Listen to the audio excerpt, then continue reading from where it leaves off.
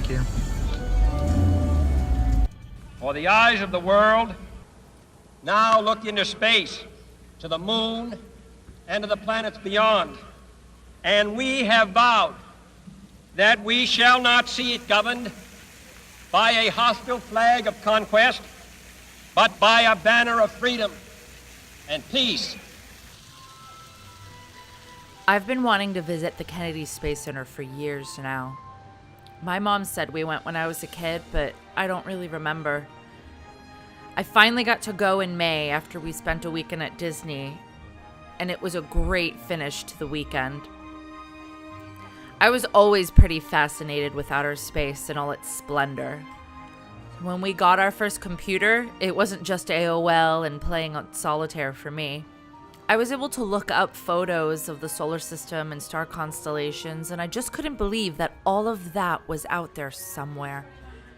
So being able to see the actual rockets and spaceships that went out there was absolutely insane.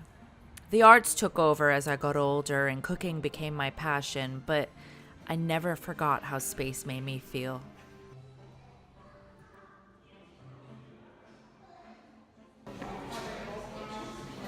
No video recording inside. Aww. Of course not. The Space Shuttle Atlantis. It transported astronauts to space and back for 30 years. Its maiden flight, October 3rd, 1985. By the end of its final mission, Atlantis had orbited Earth a total of 4,848 times, traveling nearly 126 million miles, or more than 525 times the distance from Earth to the Moon.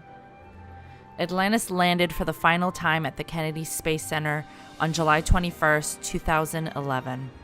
So this is what my dad built. Really? Yeah, well, he worked on it. Hold on, he worked on this? Or this kind of engines? No, he was on the Space Shuttle main engine project. This one. So he actually worked on this. Oh yeah, I'm sure he touched parts in here. That's amazing. Yeah. Hi, I'm Ronnie Rigney. I was the Space Shuttle main engine.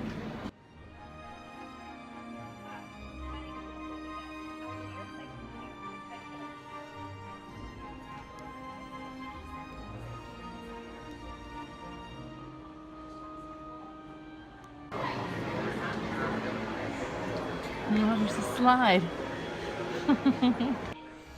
NASA Administrator Charles Bolden announced the decision to display Atlantis at the Kennedy Space Center Visitor Complex at an employee event held in April of 2011 to commemorate the 30th anniversary of the first shuttle flight.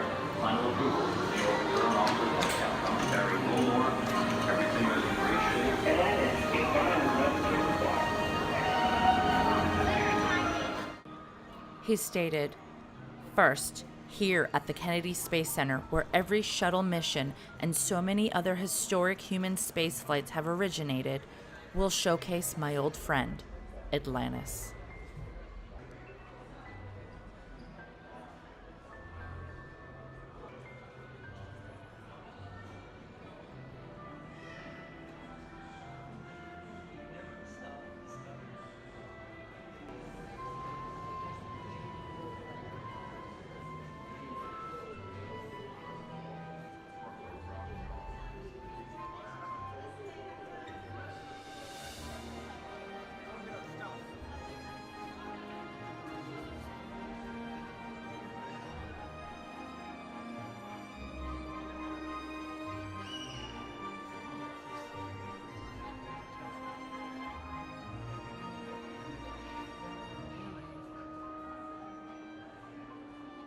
Solid piece of ground.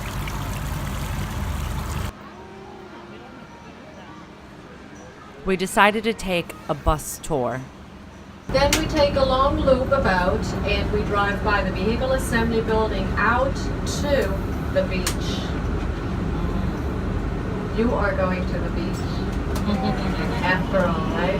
And then last but not least, our last stop together is going to be in front of the vehicle assembly building. This is my friend Tom, by the way, who is going to escort us throughout Kennedy Space Center today. And he controls the AC. We love you. And then we'll drop you off at the Apollo Saturn V Center, one of my favorite places in all of the world. Maybe one exception being the museum in Peenemünde. But that's because that's really kind of awesome too. The tour was really amazing, and the tour guide, she was great too. It was really overwhelming to be taken around these grounds, to be at the same place where so many historic moments happened. And a lot of great movies were based off these moments that all started here. We recommend going on this tour if you're able to. If you can't, then click on the link on the top right corner of the screen and you can have the pleasure to watch the full tour too. The tour guide is a little cut off in the beginning because I wasn't sure how she felt about me recording, but it turned out she was okay with it. Oh, that's insane.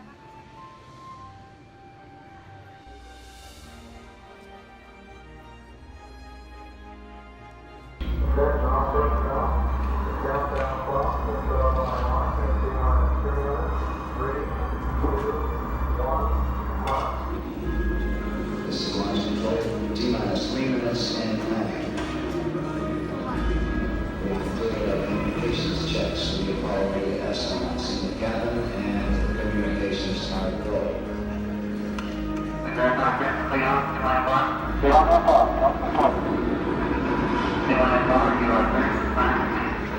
During this period, once we do get the firing command, the various tanks within the 3 stages of Saturn V launch vehicle begin to pressurize. We have firing command. Firing command is in. We're on the automatic sequence. Minus 2 minutes, 20 seconds.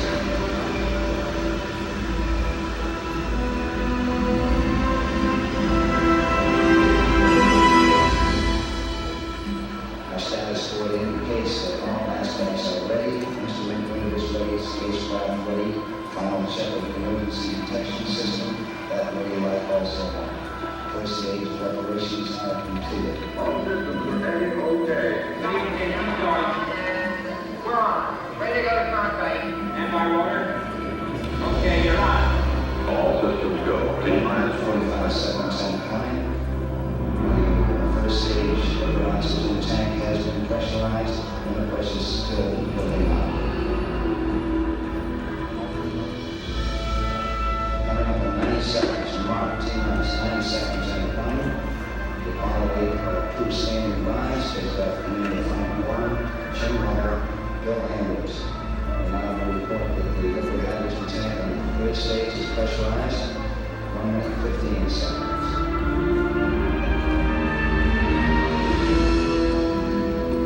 All third stage propellants pressurized at this time as we come up on a 60-second mark on the flight to the moon. T-minus 60 seconds and counting. The vehicle now is completely pressurized. We'll come up on a power transfer shortly.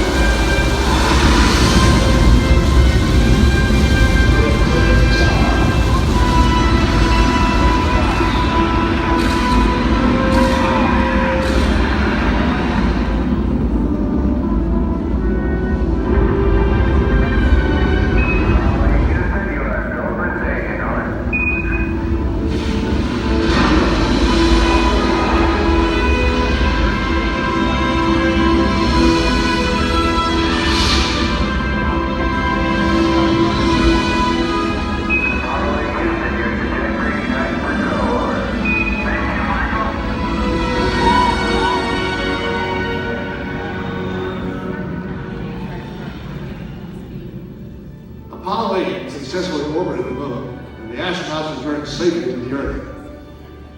I know. I'm Jim Lovell, and I was one of the crew of this spacecraft, Apollo 8. We were the first men to see the surface of the moon from just a few miles away.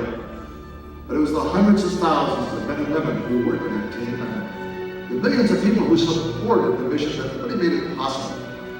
That way, I guess, we all went to the moon. Now, on the other side of those doors, you'll find an actual Saturn V moon rocket. It's still the most powerful, the most complex machine ever built. And I guess it's the only one that can take you to another planet. I actually got to fly one on a second flight to the moon called Apollo 13. But that's another story.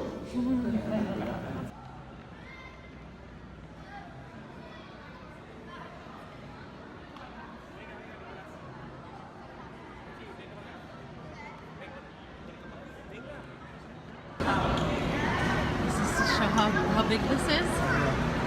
Wow.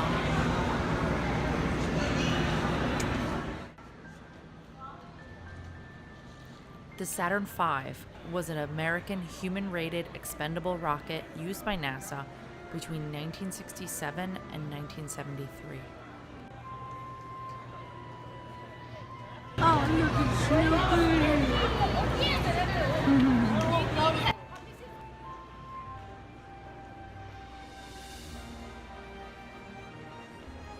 The three-stage, liquid-fueled, super heavy-lift launch vehicle was developed to support the Apollo program for human exploration of the moon and was later used to launch Skylab, the first American space station.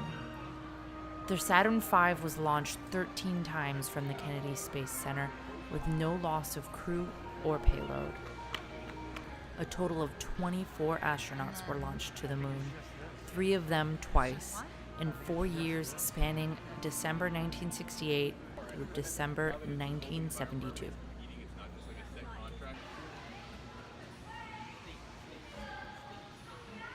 So I touched the moon rock.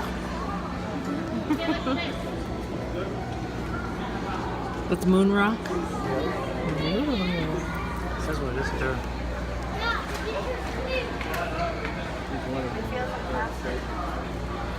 I really hope you enjoyed the Kennedy Space Center as much as Rob and I did. We encourage you guys to take a visit out there. It's less than an hour drive from Disney, and the surrounding beaches are amazing. Don't forget to subscribe so you can see our next great adventure.